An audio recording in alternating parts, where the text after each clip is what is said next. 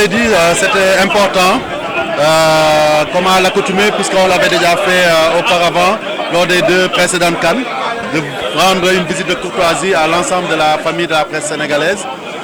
Mais aussi, c'était un moment à mi-parcours dans cette CAN-là, avec cette chance de pouvoir continuer l'aventure, d'échanger avec la presse nationale sur une évaluation à faire par rapport donc au bilan d'étape, mais aussi sur une projection sur les matchs à venir, parce qu'il est important aujourd'hui que nous puissions communiquer avec les Sénégalais à travers cette presse sénégalaise qui a montré aussi qu'elle était aux côtés de son football dans un sens constructif, en gardant cet œil critique sur ce que nous faisons, parce qu'on le sait, quand on a le privilège de gérer quelque chose qui intéresse tous les Sénégalais, on doit être ouvert en termes d'information, mais aussi on doit être réceptif aux critiques.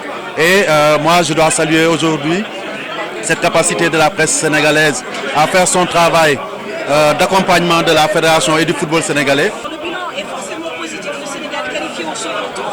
Aujourd'hui, dans votre discours, on sent que les ambitions ont été revues à la hausse. Est-ce que le Sénégal doit se projeter directement sur la finale?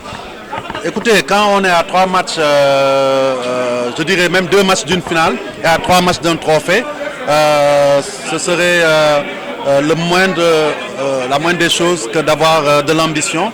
Et aujourd'hui, notre rêve, ne serait-ce que justement pour le peuple sénégalais, c'est d'arriver à cette finale-là et surtout de la remporter, parce que 60 ans c'est long et il est temps que nous puissions gagner. Qui plus est, quand on sent que, en tout cas à notre avis, les conditions sont réunies, une équipe qui est performante, des joueurs de talent, une équipe qui est devenue solidaire, qui a aujourd'hui plus d'envie que par le passé et qui a derrière elle tout un peuple qui la pousse vers la victoire.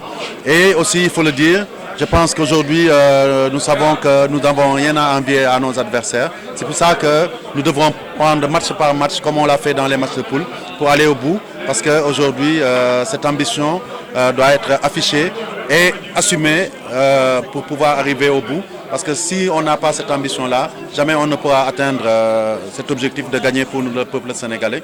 Et je pense qu'il est temps. Nous avons travaillé depuis 2 ans à faire en sorte que ça soit possible. Il ne faut pas faire la fine bouche, il faut viser le titre et nous le visons avec toute l'humilité requise. Nous ne sommes pas là en fanfaron ni en conquérant, mais nous sommes sûrs aujourd'hui de nos forces. Nous sommes aujourd'hui conscients de nos faiblesses pour pouvoir les gommer et quelles que soient les situations et quels que soient les adversaires, aller au bout de notre ambition sera le maître mot jusqu'à la finale. Également, il y a des choses qui se mettent en place, les primes par exemple pour les joueurs déjà réglées. Oui, comme le vice-président Ablaye Sow l'a dit, le ministère a été très réactif. Avant même qu'on soit qualifié, donc avant le 2e match, ils avaient déjà mobilisé les fonds pour les faire acheminer ici pour qu'en qualification, les joueurs ne puissent plus rien attendre.